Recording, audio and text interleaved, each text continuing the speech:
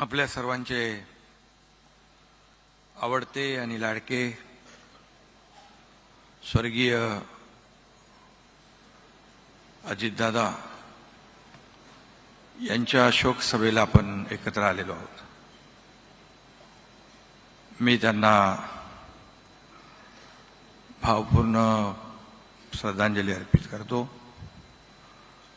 परंतु अशी वेळ आपल्यावर इतक्या लवकर येईल असं कुणालाही स्वप्नात देखील वाटलं नव्हतं. खरं म्हणजे अजितदादा यांनी जे महाराष्ट्रामध्ये गेले अनेक वर्ष काम केलं, 1991 पासून आजपर्यंत अनेक पदं त्यांनी भूषवली. खासदार झाले, आमदार झाले,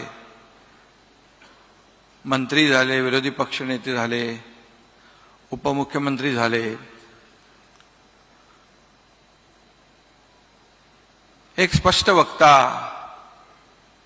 एक परखडपणे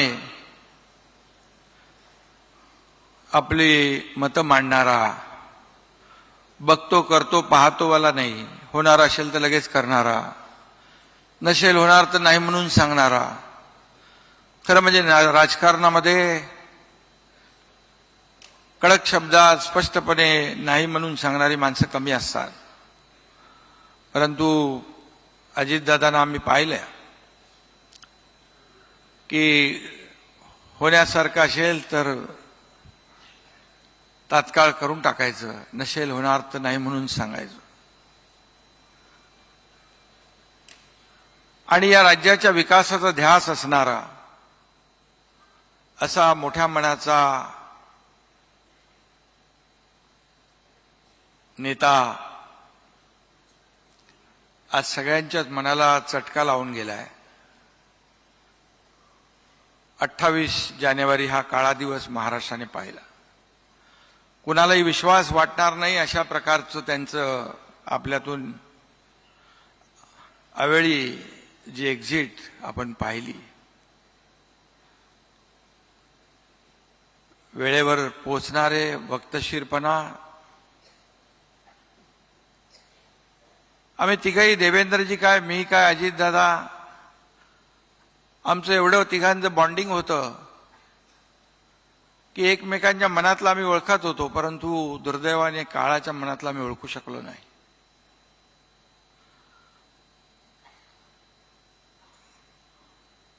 मुंबईमध्ये सरन्यायाधीश आता जे आहेत सूर्यकांतजी, त्यांचा कार्यक्रम होता. आणि त्यावेळेस अजितदादा कार्यक्रम संपल्यावर थोडं अगोदर निघाले. मी त्यांना म्हणालो अजून कार्यक्रम आपला बाकी आहे. मला म्हणाले, असं म्हणाले, म्हणजे मला बाहेर जायचं आहे, विमान पकडायचं आहे. 2 दिवस अगोदरचा मला वाटतं कार्यक्रम असेल. परंतु 28 तारखेला सकाळचं जे काही घटना घडली ती अतिशय धक्कादायक, वेदनादायी आणि मनाला न पटणारी आणि कुणाचाही विश्वास न बसणारी अशा प्रकारची दुर्दैवी घटना या महाराष्ट्राने, देशाने पाहिली. सारा महाराष्ट्र हळहळला त्यांच्या दुर्दैवी जाण्याने. प्रत्येकाला आपल्या घरातलं कोणतरी गेलं अशा प्रकारचं दुःख प्रत्येकाने व्यक्त केलं. माणसाचं काम, माणसाचं मोठेपण. त्यांच्या बारामतीमध्ये लाखोंचा जनसमुदाय जमा झाला आणि आपण पाहिलं किती मोठा माणूस होता, किती मोठ्या मनाचा होता. आणि आपला माणूस, कामाचा माणूस, प्रत्येकाच्या विश्वासाचा माणूस त्या दिवशी आपल्यातून निघून गेला. आणि म्हणून लाखो लोक जमा झाले होते. ही खरे म्हणजे त्यांच्या कामाची पोचपावती होती. कार्यकर्त्यांच्या पाठीशी कसं खंबीरपणे उभं राहायचं, कार्यकर्त्याला कसं बळ द्यायचं, कार्यकर्त्याला मोठं कसं करायचं, हे दादांकडून शिकलं पाहिजे. आटोपशीरपणा, टापटीपपणा, नीटनेटकापणा हा त्यांचा स्वभाव होता. देवेंद्रजी आणि आम्ही जेव्हा कुठल्या एखाद्या उद्घाटनाला गेलो की एखादा कुठंतरी वायर निघाली असेल त्या इमारतीची, कुठंतरी रंग कमी जास्त झाला असेल, कुठंतरी काही छोटा मोठा अगदी काम राहिलं असेल तर लगेच त्याला बोलवून सांगायचे, बाई इथे राहिलंय, हे बाई इथे चुकलंय. एवढा मोठा माणूस या छोट्या छोट्या गोष्टीकडे, पण क्वालिटीमध्ये कधीही त्यांनी कॉम्प्रोमाइज केली नाही, तडजोड कधी केली नाही. मला आठवत आहे मगाशी देखील काही लोकांनी त्यांच्या एव्हीमध्ये पण पाहिलं आपण, हे मुख्यमंत्री माझी लाडकी बहीण योजना करत असताना मी मुख्यमंत्री होतो, देवेंद्रजी आम्ही अजितदादा बसलो, किती हजार कोटी, 46,000 कोटी, 46,000 कोटी लागणार. पण अजितदादांनी त्याही परिस्थितीमध्ये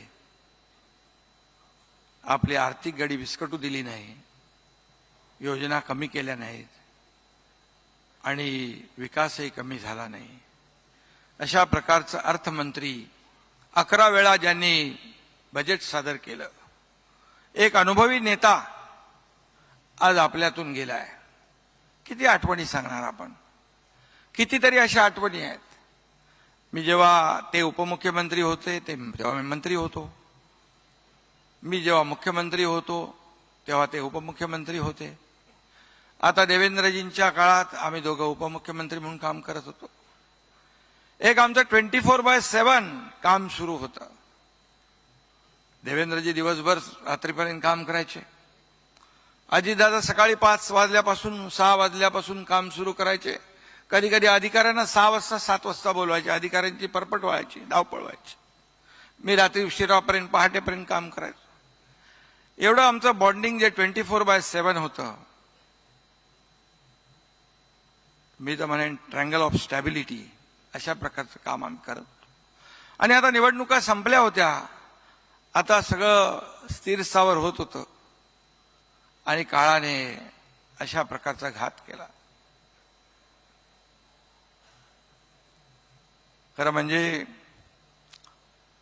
अजितदादा मोठ्या मनाचा होता, अगदी स्पष्ट वक्ता होता, वाह करायचा मोठ्या मनाने, अगदी खुले मनाने, दिलदारपणाने. मला आठवत आहे की देवेंद्रजीने आम्ही समृद्धीवर गेलो होतो. आम्ही आळीपाळीने ऑडी गाडी चालवली, दादा मागे बसले होते. स्पीड वाढवू दिला नाही, त्यांनी स्पीड वाढवू दिला नाही. ते म्हणाले तुम्ही स्पीडवर लक्ष होतं त्यांचं, पण मोठ्या मनाने म्हणाले माझी बॅक सीट फिक्स आहे, माझी बॅक सीट फिक्स आहे. गडकरी रंगायतांमध्ये ठाण्याला एक कार्यक्रम होता. मी मुख्यमंत्री असताना माझ्यावर एक पुस्तक लिहिलं होतं. देवेंद्रजी आणि अजितदादा दोघंही होते. अजितदादांनी भाषण केलं, अगदी मोठ्या मनाने त्यांनी सांगितलं. सगळ्यात जास्त सह्या करणारा मुख्यमंत्री कोण? एकनाथ शिंदे. आणि त्यांनी हेही म्हटलं, अरे तुम्ही दोघं माझ्यापेक्षा ज्युनियर आहात, मी तुमच्यापेक्षा सिनियर असून तुम्ही पुढे गेलात. ठीक आहे चालतंय चालतंय. खरं म्हणजे ती एव्ही मध्ये पण आपण पाहिलं, आम्ही तिघही पत्रकार परिषदेत होतो आणि मुख्यमंत्री जेव्हा देवेंद्रजी झाले तेव्हा मी म्हणालो, मला पत्रकार सारखे विचारत होते काय झालं, सांगतो संध्याकाळी. अजितदादांनी माझ्या हातून माईक घेतला, ए बाबा एकनाथरावांचं काय ते मला माहित नाही, पण मी तर शपथ घेणार. असं स्पष्ट वक्तेपणा, सगळ्यांना खळखळून हसवणारा, एकच हशा पिकला. आणि पत्रकार परिषदेत देखील कुठल्याही प्रसंगी गंभीर वातावरण कसं खेळकर करायचं हे अजितदादांकडून शिकलं पाहिजे.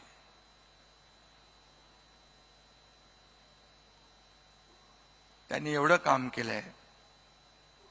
आणि मंत्रिमंडळात देखील आम्ही ज्या योजना केल्या त्यानंतर काटकसर कशी करायची हे मंत्रिमंडळात देखील सांगायचे. ते सगळ्या मंत्र्यांना, कुठेही तुम्ही कुठली घोषणा करू नका, अशी अशी परिस्थिती आपली आहे, असं अगदी स्पष्ट वक्तेपणा देखील. आणि आम्हाला वयाने ते मोठे होते, माझ्यापेक्षा अनुभवाने मोठे होते. खरं म्हणजे वडिलकीचा सल्ला देखील ते नेहमी द्यायचे.